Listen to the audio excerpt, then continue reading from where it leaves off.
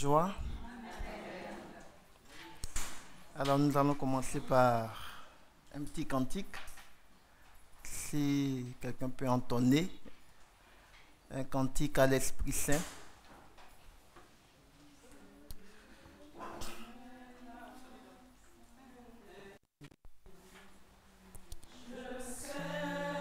Que tu es là, je sais que tu es là, Saint-Esprit.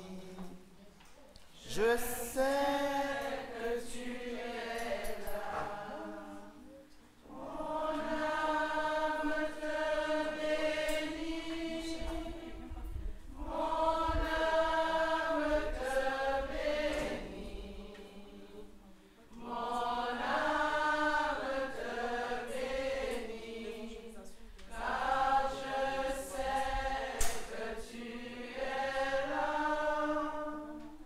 Mon âme te bénit, mon âme te bénit, mon âme te bénit.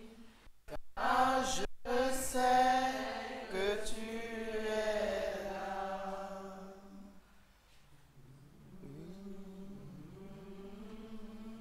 Oui, tu es là, Saint-Esprit, et nous te bénissons. À toi la gloire, l'honneur et la puissance.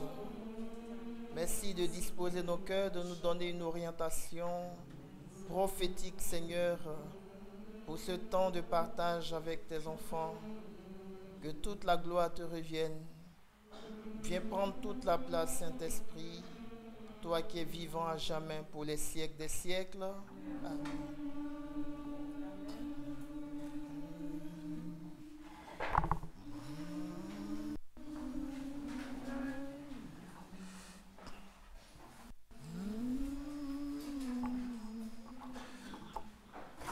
Quand je sais que tu es.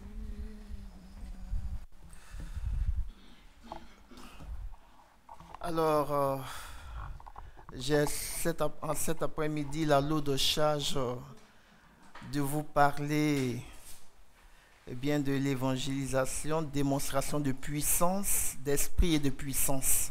Amen. Amen. Voilà.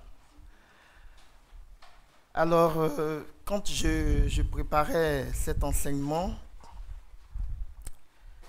eh bien, le Saint-Esprit m'a ramené à une scène.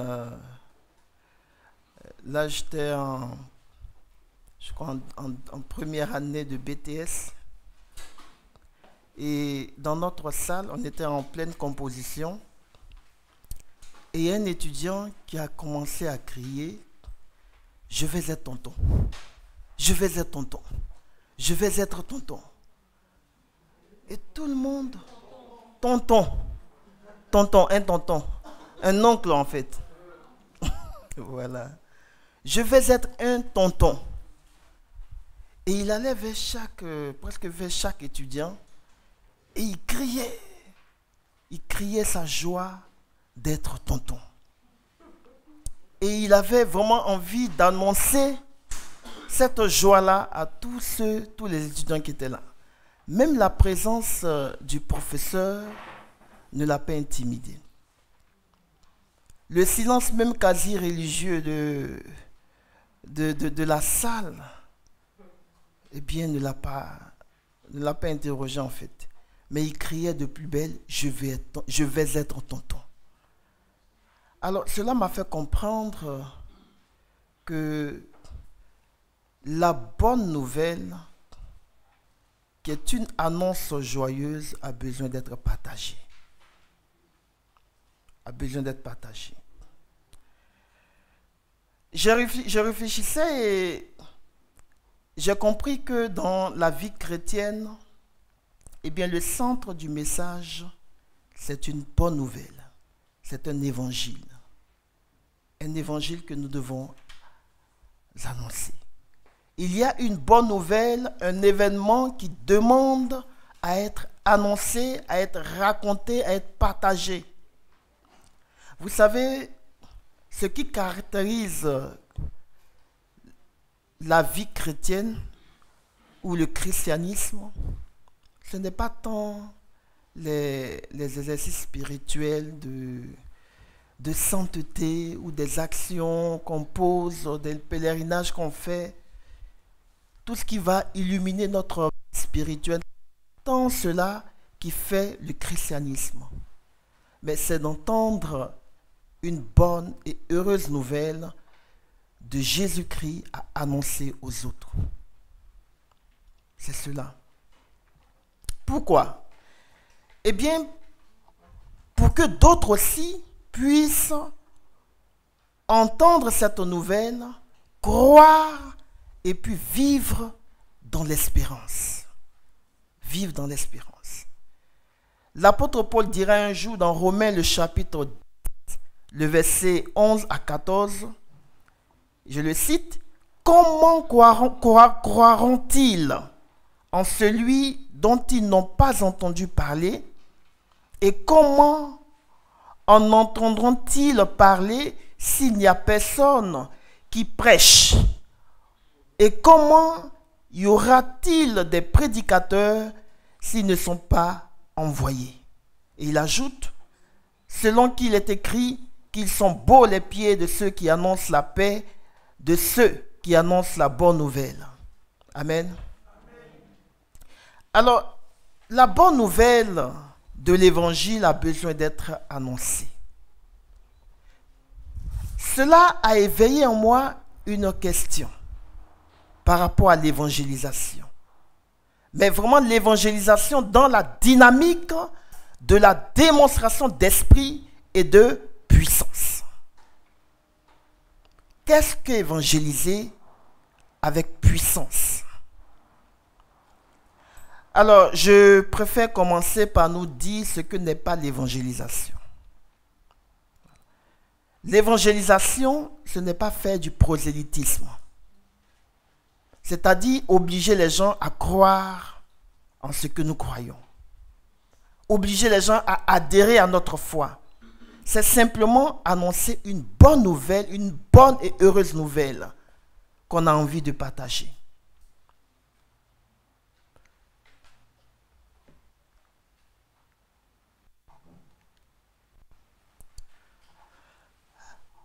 Alors, si nous pensons qu'il y a une bonne nouvelle à annoncer, quelque chose de puissant, de profond, de profondément bon, qui puisse être connu, eh bien, frères et sœurs, nous devons annoncer cela. Amen. L'évangélisation, ce n'est pas non plus exploiter la faiblesse des autres. Et voyez, une évangélisation qui ne prend pas celle du Christ pour modèle n'est pas une évangélisation. Pourquoi je dis cela? Parce qu'en fait, le modèle de toute approche missionnaire, c'est l'approche de l'envoyé par excellence qui est Jésus-Christ. L'envoyé de Dieu. C'est son modèle que nous avons besoin d'imiter. Et nous savons comment Jésus a fonctionné dans la mission. Quel modèle d'évangélisation le Christ a-t-il adopté? C'est l'incarnation. Le Christ s'est d'abord incarné pour se faire proche de nous. Il n'est pas resté au ciel, dans sa gloire. Donc l'évangélisation commence donc par l'incarnation. Par son incarnation, le Christ Jésus est devenu l'un de nous et il a vécu toutes choses semblables aux hommes, excepté le péché. Vous savez, l'incarnation, c'est une identification vraiment paradoxale avec les gens avec qui nous voulons partager la bonne nouvelle, l'évangile. Cette bonne nouvelle heureuse, cette bonne nouvelle de la gloire de Dieu. Donc, en fait, ça veut dire que l'incarnation dans l'évangélisation doit être totale. Mais elle doit être incomplète. Sans être complète. Pourquoi? En fait, sans être complète dans le sens où nous sommes appelés à être dans le monde, mais non pas du monde. Nous sommes dans le monde sans être du monde. Jésus est venu dans le monde, il a partagé tout ce que l'homme a, mais sans le péché. C'est cela. Dieu s'est vraiment fait homme. Il n'a pas juste mis le doigt dans l'eau ou le gros orteil dans l'eau et puis le retirer rapidement. Mais il a pris toute notre condition. Il est allé jusqu'au bout de nos peurs, de nos tentations, de notre souffrance. Il a pleinement été homme. Il était pleinement dans le monde et pourtant, il avait vraiment il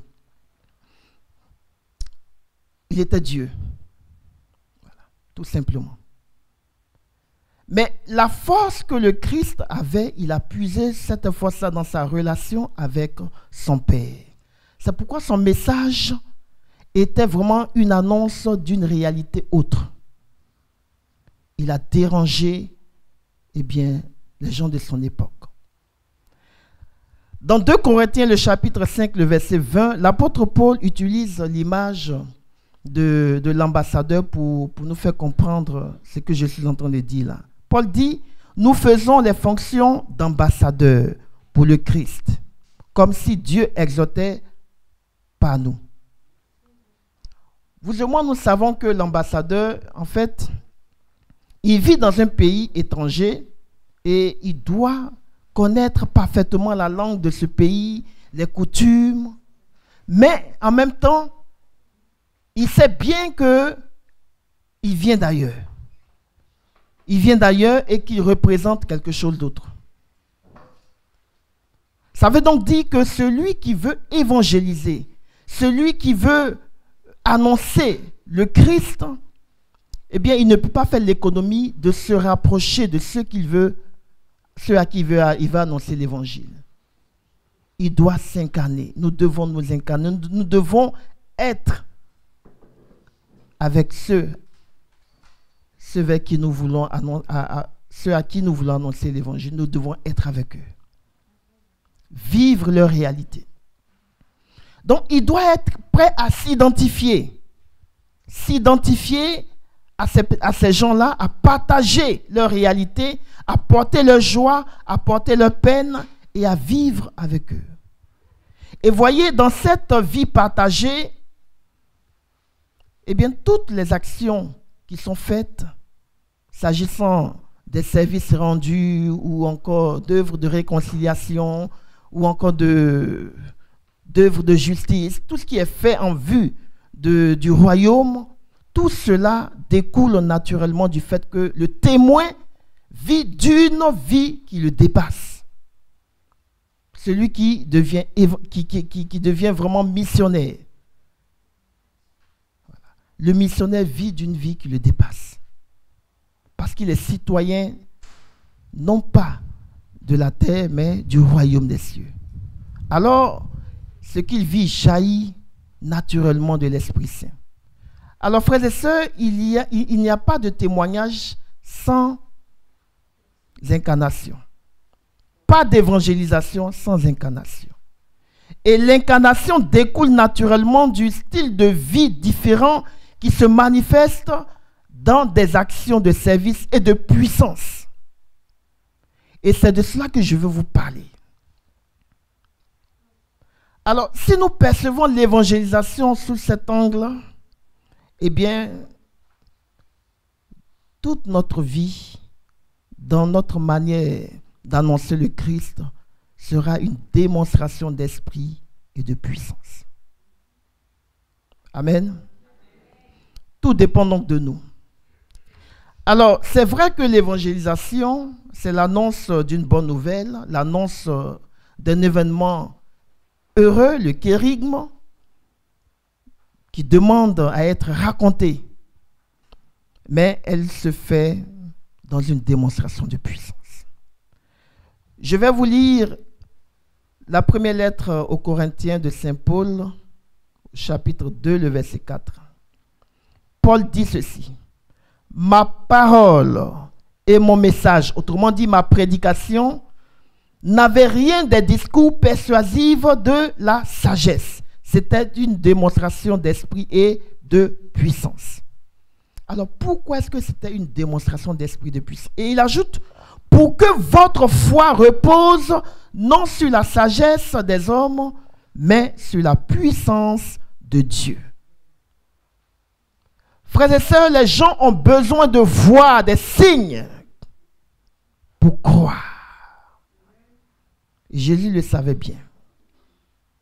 Les gens ont besoin de voir des prodiges, des miracles.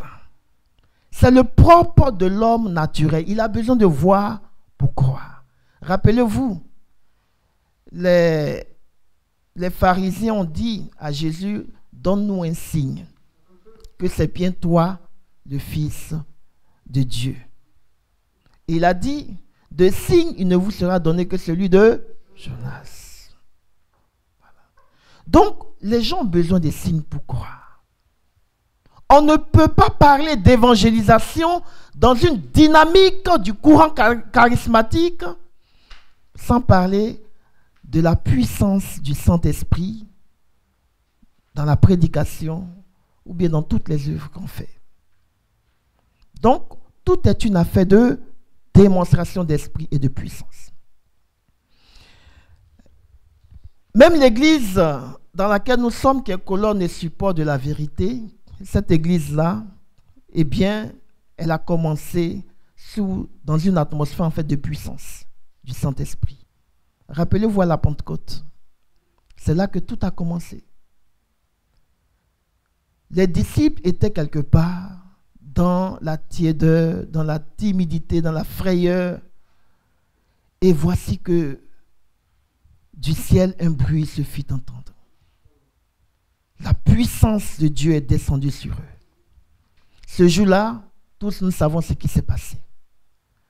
L'Église est née dans une atmosphère de puissance. Donc une vie chrétienne sans la dimension de la puissance du Saint-Esprit, ça devient de la religiosité.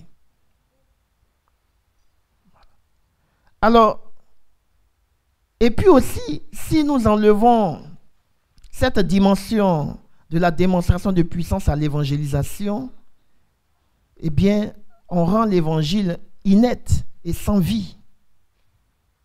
Sans vie. Enlever la puissance à l'évangile, c'est rendre les prédicateurs aussi des discoureurs. Voilà. On vient juste faire des discours. C'est-à-dire que des gens qui sont dans la rhétorique, mais sans vraiment donner, transmettre la vie contenue dans l'évangile. Alors frère, il y a de la puissance dans l'évangile. Il faut donc la manifester. Paul dira: c'est sans honte que je prêche l'évangile du Christ, car c'est une puissance de salut pour quiconque croit. Donc, dans l'évangélisation, il doit y avoir de la démonstration, une démonstration de puissance et d'esprit. Et c'est ce que Jésus a fait tout au long de son ministère. On va commencer par ce que Jésus a fait. C'est lui qui nous donne l'exemple, c'est le modèle. Tout à l'heure, je l'ai dit, c'est le modèle de toute évangélisation.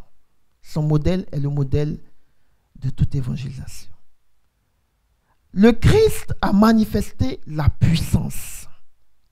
Alors, lorsque nous lisons Actes le chapitre 10, le verset 38, il est dit ceci à son sujet.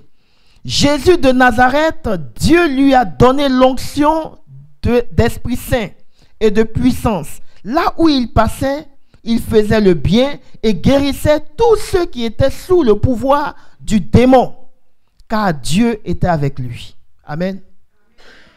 Alors, frères et sœurs, c'est vrai que Jésus prêchait avec sagesse et autorité, et on disait que même il prêchait Et il ne prêchait pas comme les scribes et les pharisiens. Il prêchait en homme qui avait autorité.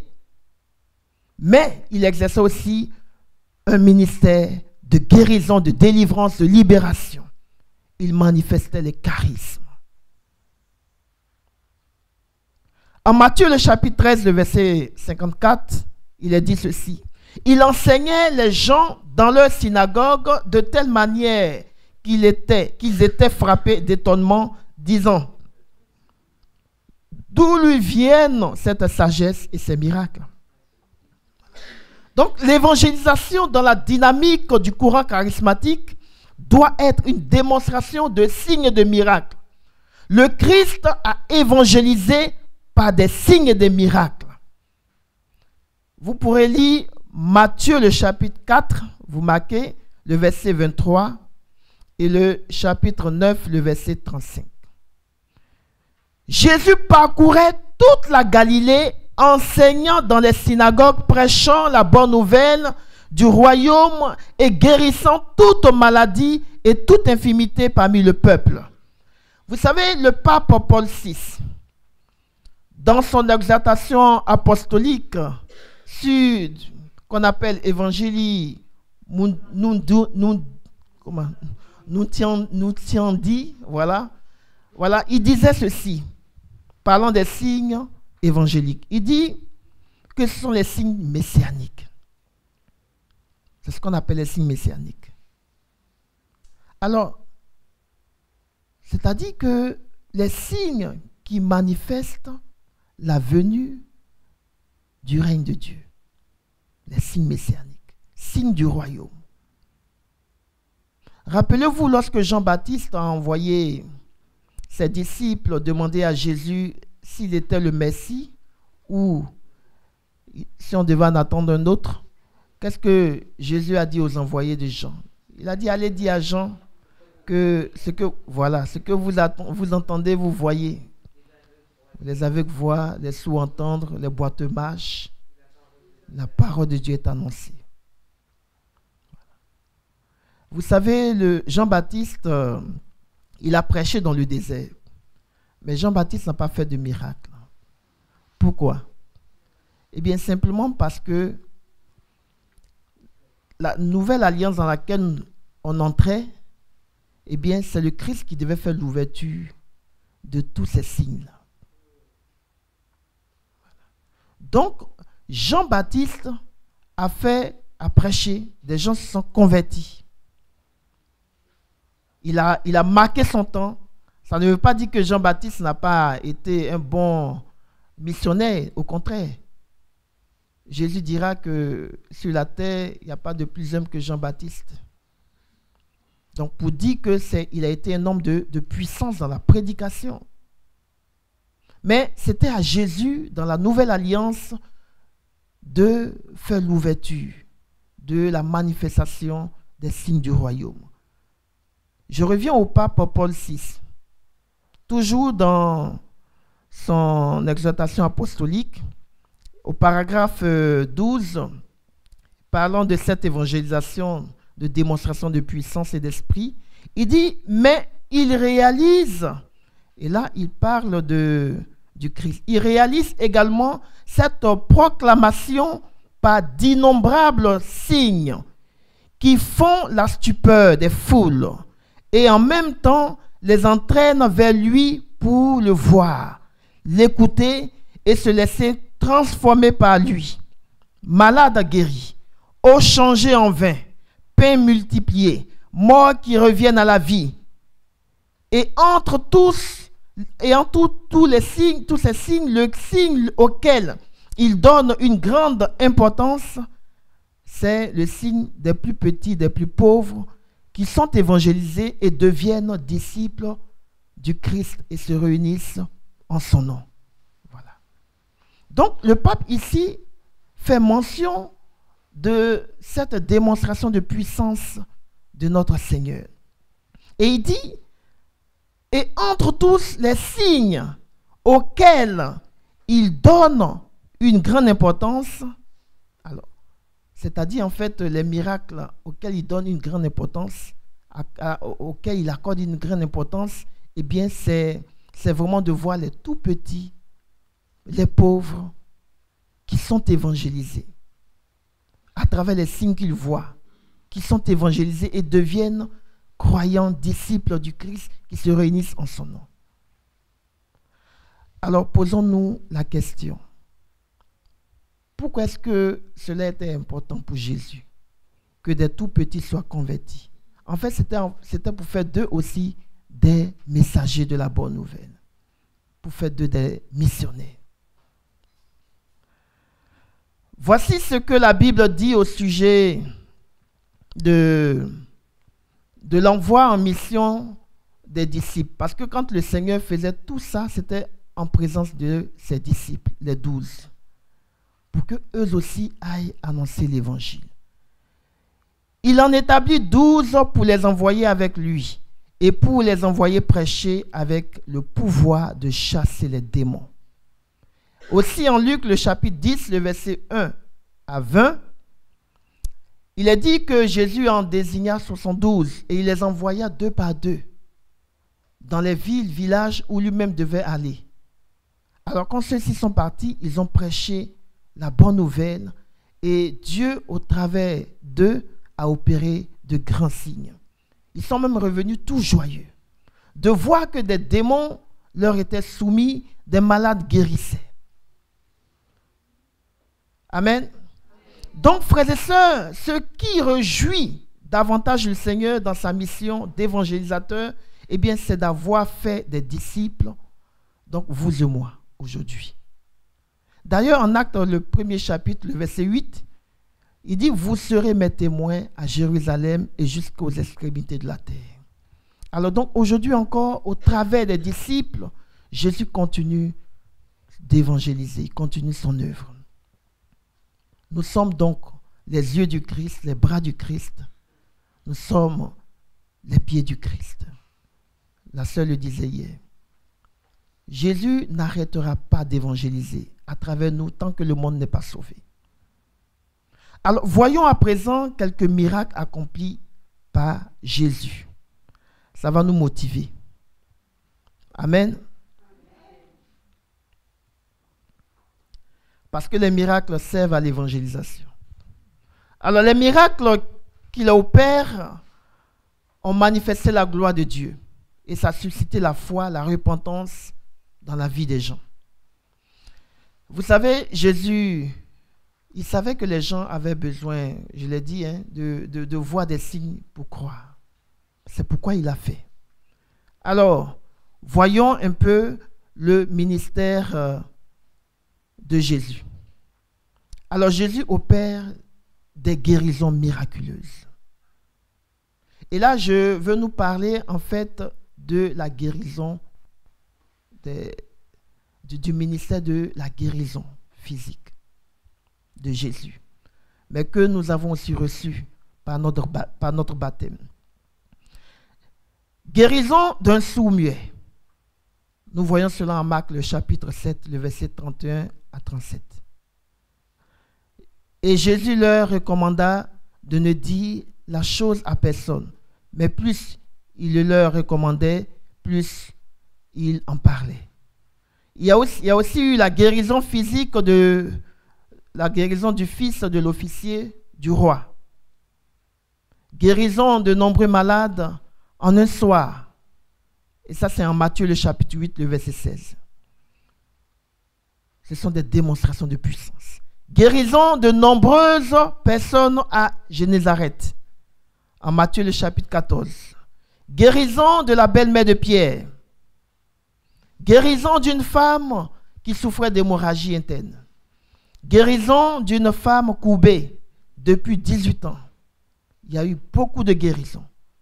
Alors, frères et sœurs, Jésus a fait ces grandes guérisons. Mais il a aussi promis que vous et moi, nous allions faire des signes plus grands. Plus grands. Il dit dans Jean le chapitre 12, le verset 12, Jean chapitre 14, le verset 12, « Celui qui croit en moi fera les œuvres que je fais. Et il en fera même de plus grandes parce que je pars vers le Père et tout ce que Vous demanderez en mon nom, je le ferai, afin que le Père soit glorifié. Jean 14, 12. Donc, la première chose qu'il faut savoir, c'est que Jésus a toujours manifesté le désir de guérir ceux qui le demandent avec foi.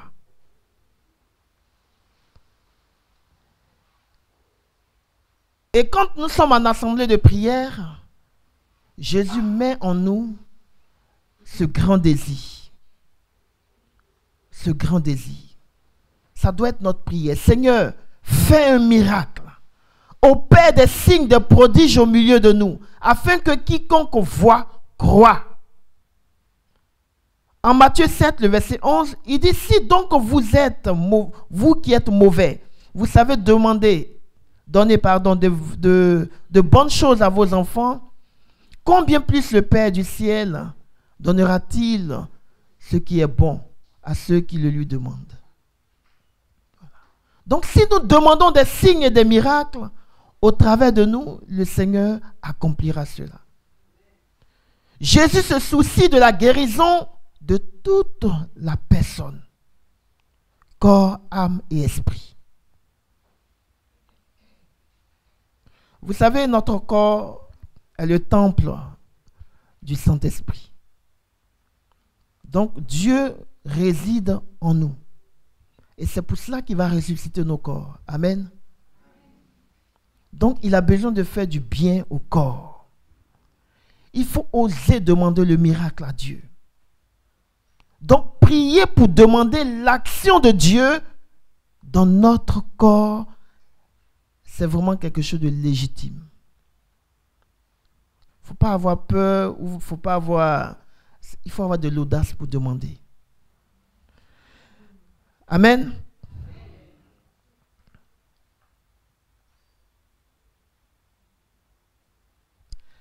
Les miracles se produisent lorsqu'il n'y a pas d'espoir humain. C'est-à-dire lorsqu'il n'y a plus de solution. Lorsque la médecine ne peut plus rien. Ça, on va dans la dimension du miracle. Et si dans nos assemblées, il y a ces cas, Jésus veut manifester sa gloire. Amen. La deuxième chose qu'il faut savoir aussi, c'est que les guérisons physiques, eh bien, ne sont pas une forme de thérapie alternative. Au contraire, elles sont un élément de l'annonce de l'évangile dans la puissance de l'Esprit Saint. Donc, c'est une évangélisation. C'est pourquoi Dieu veut toujours opérer des miracles. Vraiment des miracles authentiques. Les guérisons ne sont pas le salut, mais c'est un avant-goût. Un avant-goût du salut. Jésus veut faire comprendre à tous ceux qui le suivent que c'est cela en fait. S'il est capable d'agir aujourd'hui dans leur vie, c'est qu'il les a sauvés. Ce sont des sauvés. Et il leur montre ce grand signe de miracle pour leur faire comprendre que le salut est possible. Nous avons donc besoin de manifester cela.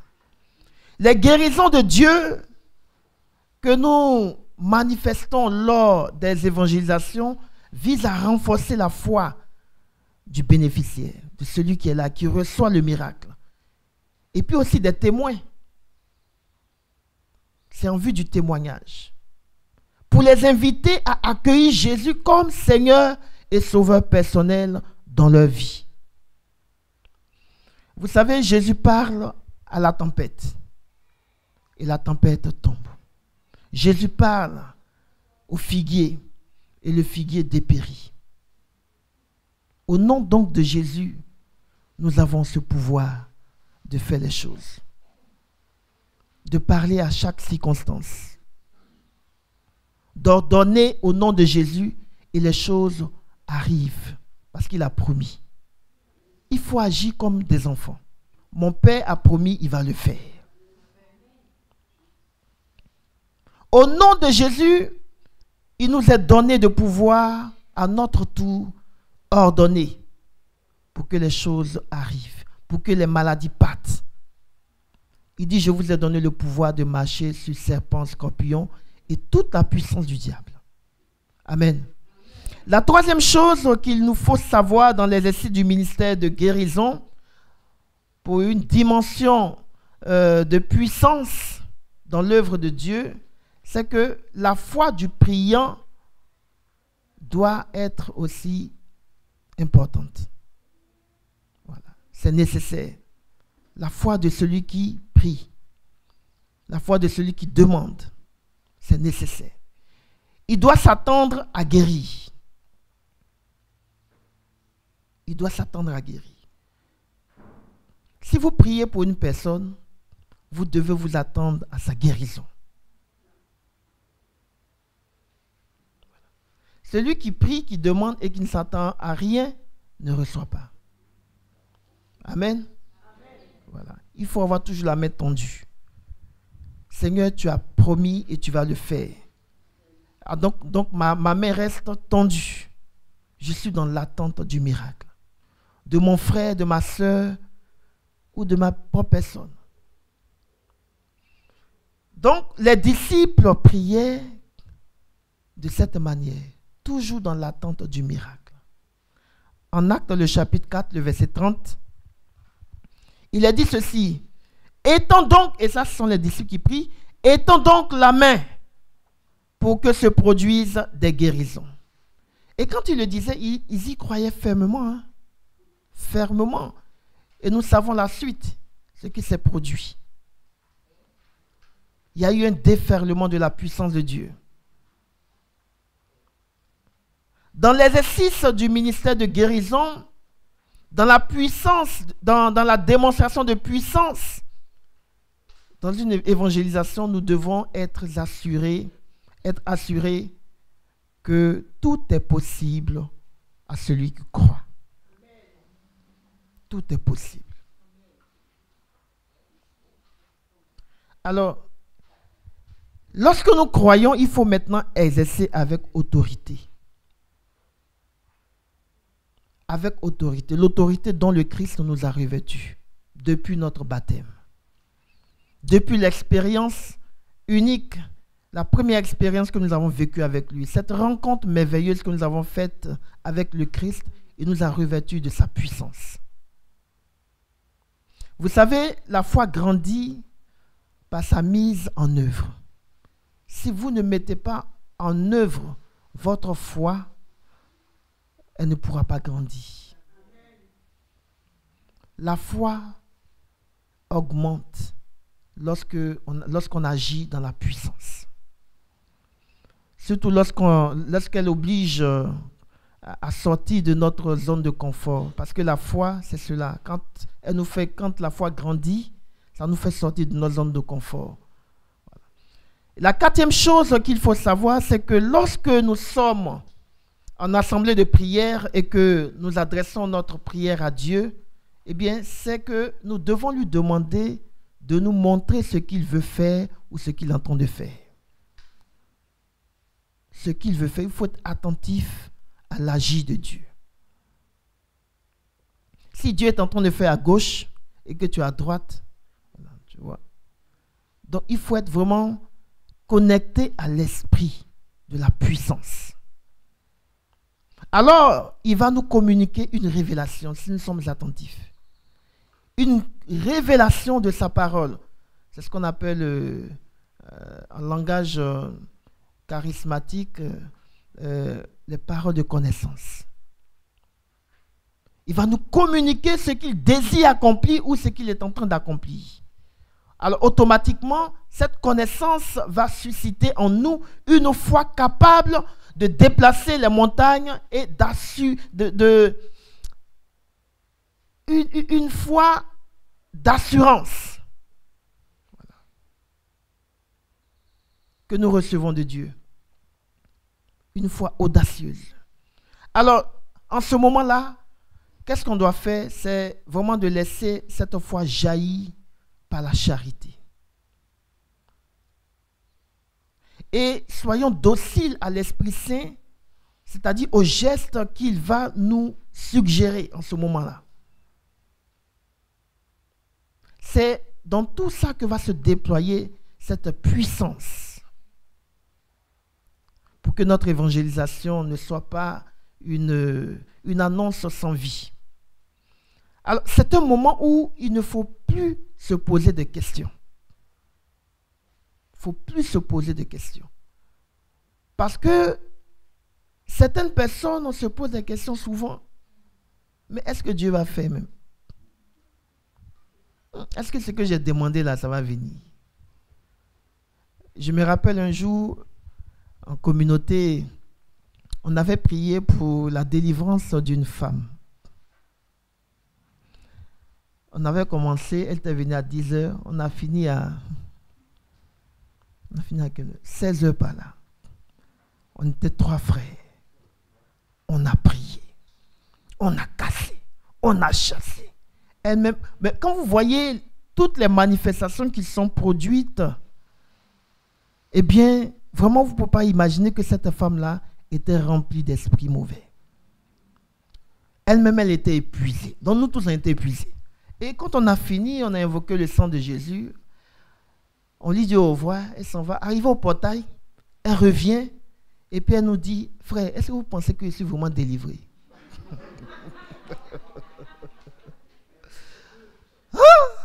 Il y a un frère qui a dit, non, vous n'êtes pas délivré, madame.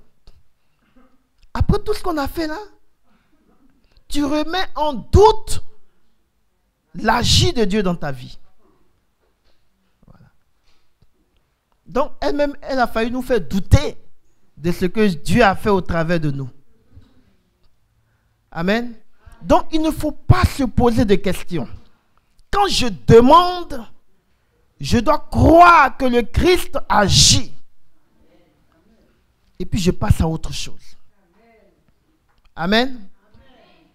Écoutez ce que Saint Jacques dit. Jacques, le 1er chapitre, le verset 6 à 16.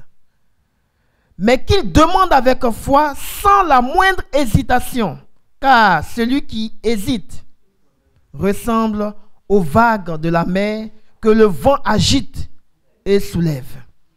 Qui ne s'imagine pas, cet homme-là, qu'il recevra du Seigneur quoi que ce soit, s'il est partagé, instable dans toute sa conduite. S'il est partagé, instable dans toute sa conduite.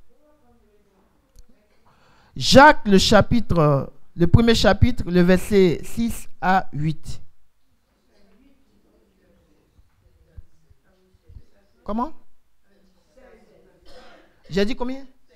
Ah non, c'est le premier. Comment? Voilà. Verset 6 à 8. À 8.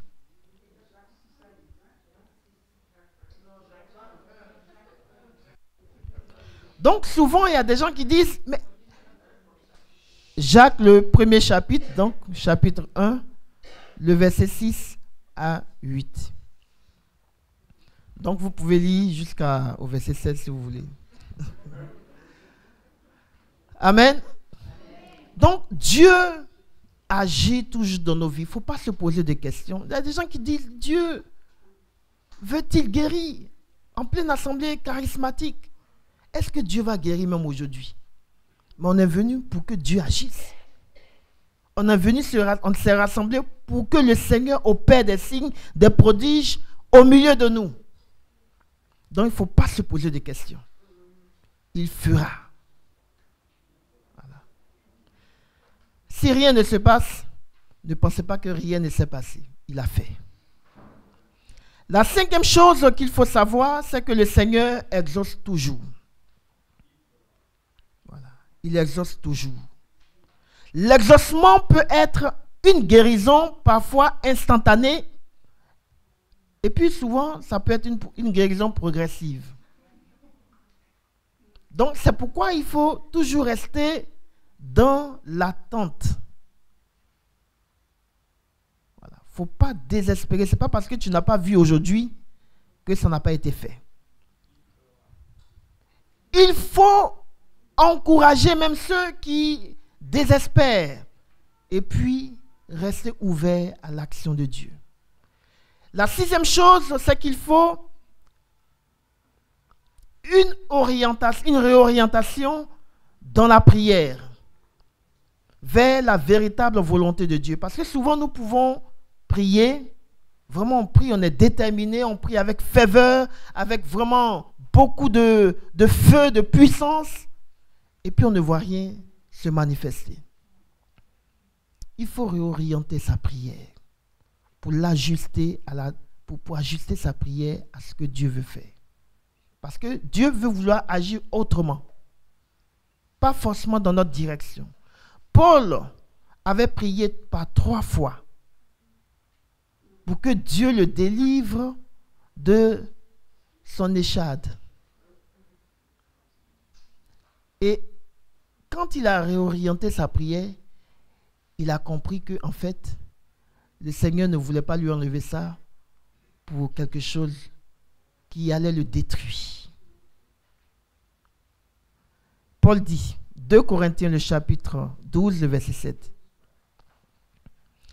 Et ces révélations dont il s'agit sont tellement extraordinaires que pour m'empêcher de me surestimer, j'ai reçu dans ma chair une échade, un envoyé de Satan qui est là pour me gifler, pour empêcher que je me surestime. Voilà. Donc, pour ne pas qu'il soit orgueilleux, eh bien, c'est resté en lui. Le mal est resté en lui. Paul, il souffrait d'une maladie. Il souffrait aussi d'un péché dont il n'arrivait pas à se débarrasser. Je crois qu'il y avait 3 choses comme ça. Amen. Donc, si j'ai prié, même quelle que soit la dimension charismatique dans laquelle je suis, ou bien je peux prier pour quelqu'un, je donne une parole de connaissance, la personne vient, je prie, et puis rien ne se passe. La personne retourne, elle me voit encore une autre fois, elle me dit, mais mon père, c'est encore là. Mais il faut que je ne dois pas pour cela me décourager. Je ne sais pas pourquoi le Seigneur ne lui a pas enlevé cela. Il y a comme ça souvent des maladies pour lesquelles on prie pendant des années. Et Dieu ne fait rien. C'est pas que Dieu ne fait rien, mais on a l'impression que Dieu n'a rien fait. Amen. Dieu, il a fait. Voilà. Dans le ministère de la guérison, pour manifester la puissance de Dieu dans l'évangélisation, il faut aussi la prudence. Alors pourquoi la prudence? En fait, pour ne pas en fait tomber dans un sentiment de rejet.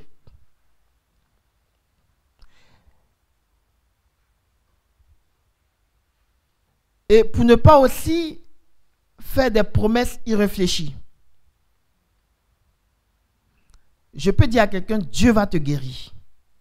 Mais qu'est-ce que j'en sais? Qu'est-ce que j'en sais? Quelqu'un me dit, prie pour ma guérison. Et donc, dans le zèle du renouveau charismatique, dans le zèle de la puissance, parce que je sens que j'ai un charisme de guérison pour prier pour les malades, alors automatiquement, je fais des promesses. Et puis après, quand ça ne se réalise pas, c'est pourquoi il faut être prudent. Je risque de tomber dans la culpabilité, dans le rejet. Voilà. Donc, il ne faut pas faire de promesses irréfléchies. Donc, Dieu peut guérir, mais selon sa volonté. Voilà. Il nous faut annoncer que la guérison n'est pas de l'ordre c'est pas de ma propre personne en fait. Voilà. C'est pas par mes propres forces. Ce n'est pas par la force ni la puissance, par mon esprit, dit le Seigneur. Cette montagne se déplacera. Cette montagne se déplacera. Cette montagne se déplacera. Par mon esprit, dit le Seigneur. Il faut faire confiance à Dieu et puis dire au frère ou à la sœur qui est devant moi, pour qui je prie, que Dieu fera selon sa volonté. Amen.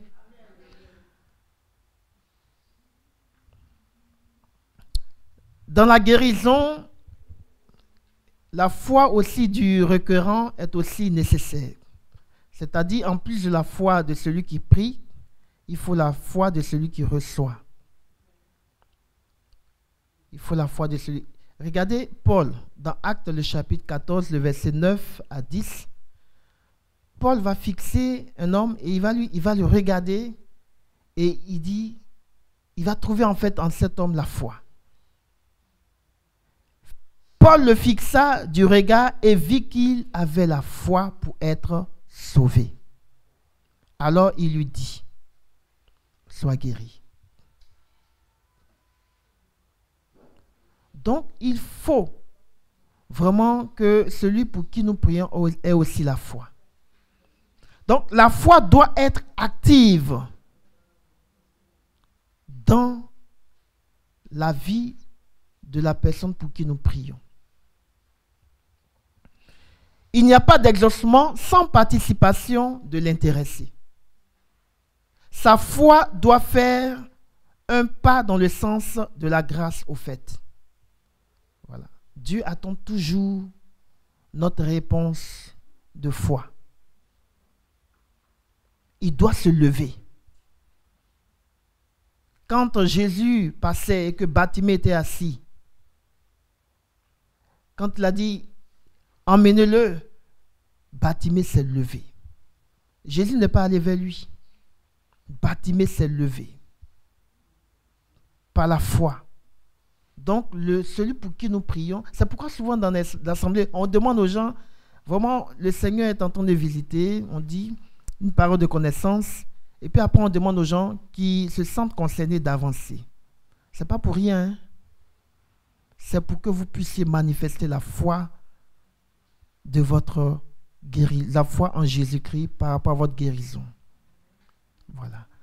Donc, en faisant ce mouvement, en me déplaçant, la puissance de Dieu va jusqu'à moi. Avant même que tu n'arrives devant, tu es déjà guéri. En fait, ce que le frère ou la sœur annonce comme message, souvent, ce n'est pas quelque chose de certain. Mais il sent une puissance de Dieu qui réalise quelque chose et il reçoit une image, donc il déclare cela de manière prophétique. Et Dieu accomplit. Parce que par la foi, il a déclaré. Sinon, on pouvait se dire, est-ce que vraiment c'est ce que Dieu dit?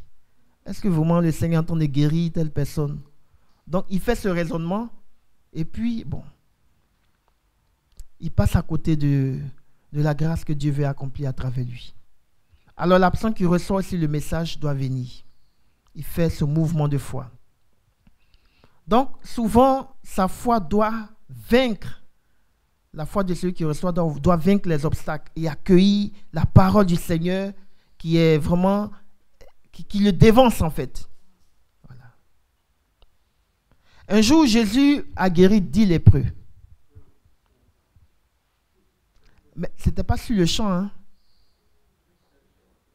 Qu'est-ce qu'il leur a dit? Il leur a dit, allez vous montrer aux prêtres. C'est en chemin qu'ils ont été guéris. Mais ils auraient pu attendre d'être d'abord libérés de la lèpre, des taches de lèpre, avant de partir. Mais ils ont fait ce mouvement. Même les disciples, quand le Seigneur a dit, puisez et allez donner au maître du repas, c'était de l'eau, c'est en chemin. Peut-être même c'est dans la bouche de celui qui a goûté le vin que c'est devenu du vin. Mais en partant, ils étaient dans quelle disposition? Voilà. Parce qu'ils avaient puisé de l'eau et c'est devenu du vin. Alors, frères et sœurs, nous devons permettre que la foi se mette en mouvement. Jésus demande de renoncer à nos manières de faire. Ne pas attendre d'abord de voir avant de se mettre en mouvement dans la foi. Sinon, il n'y aura pas de démonstration de puissance. Amen. Nous devons changer notre manière de faire, de penser, nos comportements, nos peurs. Nous devons déranger nos peurs même. Dans la pratique du ministère de la guérison, il n'y a pas de méthode fixe. Que ce soit par la prière, de l'imposition des mains ou par une onction d'huile, il n'y a pas comment on appelle? Voilà, il n'y a pas de protocole. Voilà. L'Esprit Saint agit comme il veut. Et la sœur l'a si bien dit lors de sa prédication. Ce qu'il faut savoir, c'est que c'est au nom de Jésus. Ce principe-là demeure. C'est au nom de Jésus le Seigneur.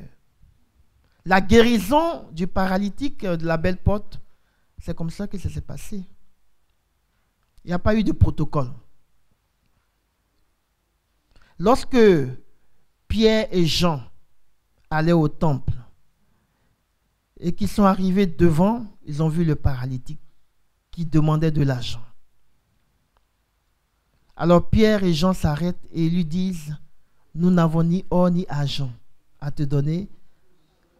Voilà. Au nom de Jésus, lève-toi et marche. Au nom de Jésus, lève-toi et marche. C'est au nom de Jésus. C'est ce qui est vraiment la règle d'or.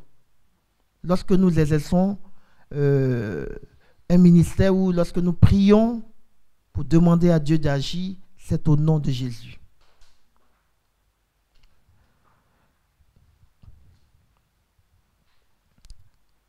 Alors, frères et sœurs, il y a différents éléments qui rentrent en ligne de compte dans la guérison, dans l'exercice d'un ministère ou dans une démonstration de puissance lors d'une évangélisation. Mais ce n'est pas forcément dans l'ordre. Voilà. Ce n'est pas forcément dans l'ordre. Alors, ce qui précède, c'est la compassion. Il faut être saisi d'une compassion. La Bible dit que c'est saisi de compassion pour les foules que Jésus a nourri les foules. Ils étaient comme des brebis sans berger. Alors il a eu soin de les nourrir. Même après leur avoir donné le pain, lorsqu'il est allé de l'autre côté dans le désert pour prier, la foule est allée le rejoindre. Là encore, il a eu pitié d'eux. Il est resté pour les enseigner, pour leur donner la parole. Donc, le premier élément, c'est la compassion. La compassion. Pierre et Jean ne sont pas restés indifférents devant la misère de cet homme qui était à la Belle Porte. Ils ne sont pas restés indifférents. Ils ont eu compassion. Et c'est par cette compassion que le Seigneur a manifesté sa puissance. Il s'agit ensuite de mettre l'importance dans la foi. Donc après la compassion, il faut la foi. La foi de celui qui prie et la foi de celui qui reçoit la prière. Pierre a dit au paralytique: regarde-nous bien. Regarde-nous bien. Et il s'attendait à quoi? Peut-être à de l'argent. Et c'est là que Pierre va dire: nous n'avons pas d'argent. Oh. Mais en fait, Ce que Pierre voulait faire, c'était d'emmener cet homme à une foi en Jésus. Qu'il puisse fixer Jésus. Parce que les disciples étaient remplis de la puissance, ils étaient remplis de Jésus. Et à travers eux, Jésus se manifestait. Donc, ils lui disent, regarde-nous bien. Nous n'avons ni or ni argent à te donner, mais ce que nous avons, nous te le donnons. Et Pierre, il va lui dire, lève-toi et marche. Mais en même temps, qu'est-ce qu'il va faire? Il va le saisir par la main. Il va le saisir par la main pour lui dire que ce que nous avons déclaré, nous-mêmes, nous croyons en cela. Donc, mets ta foi dans cette parole que nous venons de déclarer. C'est pourquoi vous allez voir que souvent lors des assemblées charismatiques, lorsqu'il y a des guérisons, des miracles, eh bien, le prédicateur, poussé par l'esprit, va prendre peut-être le paralytique par la main et l'aider à marcher. Et c'est au fur et à mesure que ses nerfs vont reprendre vie.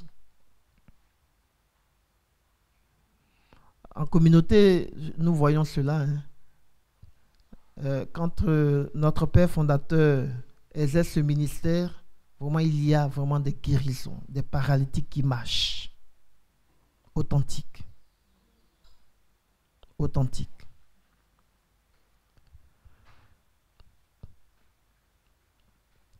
Au nom de Jésus, nous devons déclarer et la puissance se met à l'œuvre.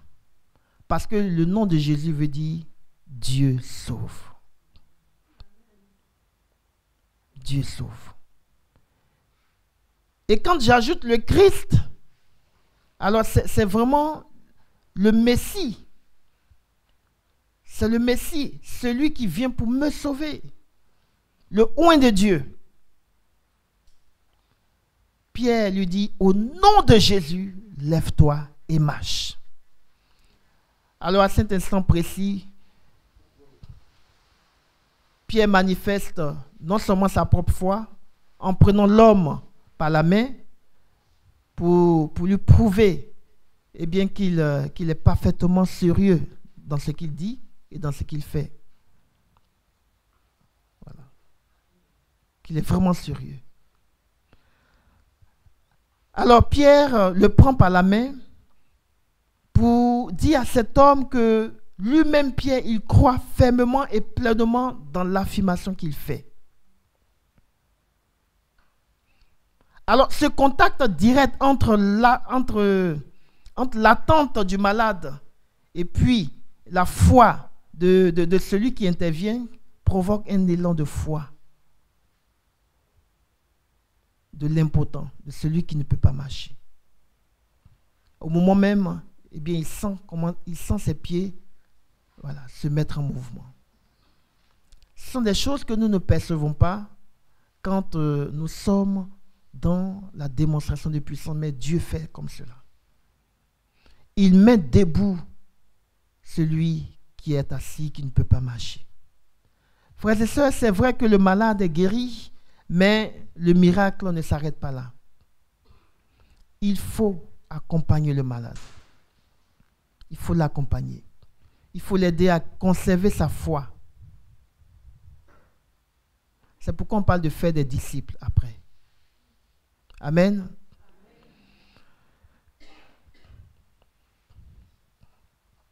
Alors, je vais nous citer rapidement tous les éléments qui rentrent en ligne de compte.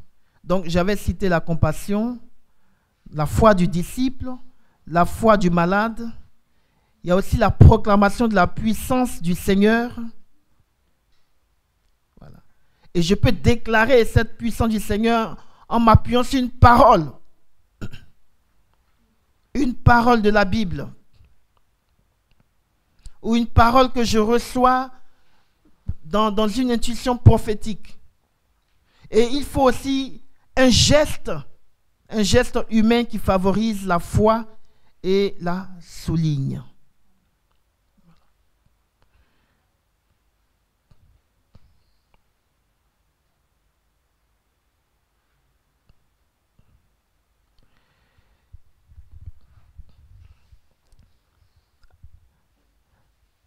Alors, à côté de la guérison physique que Jésus opère, il y a aussi la guérison intérieure. La guérison intérieure. Ça fait partie de tout ce qui est de l'ordre de la démonstration de puissance dans l'évangélisation. Vous savez, la priorité dans le ministère de Jésus, c'est aussi la guérison des cœurs. La guérison des cœurs.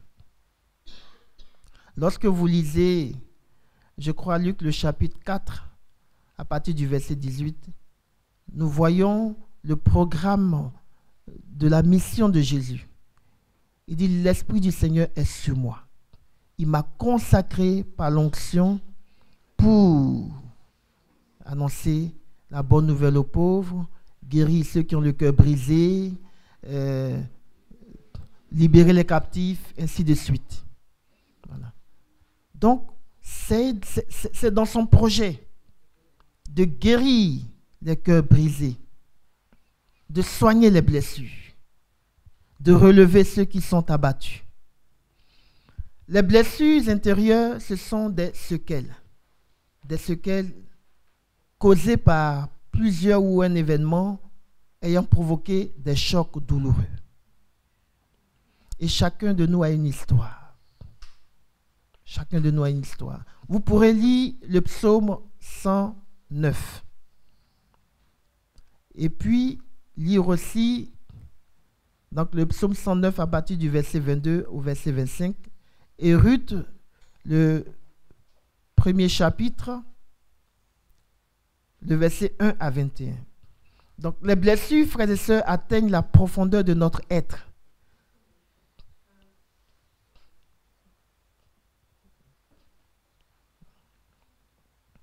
Les blessures atteignent la profondeur de notre être.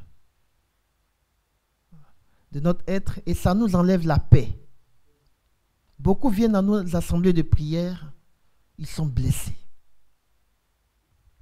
Ils n'ont pas la paix du cœur. Ils n'ont même pas souvent l'amour du prochain. Un jour après un temps de prière, vraiment une dame m'a approché et m'a dit, je n'arrive pas à aimer mes enfants. Ces enfants qu'elle a mis au monde. Mais c'est lié à des blessures. Et quand j'ai eu le temps de l'écouter, j'ai compris. Frères et sœurs, on peut ne même pas aimer son prochain. Ou ne pas s'aimer soi-même. À cause des blessures intérieures. On est captif. Alors le Seigneur veut nous délivrer. On va marquer une pause. Et quand on va revenir dans 5 minutes, c'est une pause de combien? 10 minutes. Voilà, 10 minutes. Et on va continuer.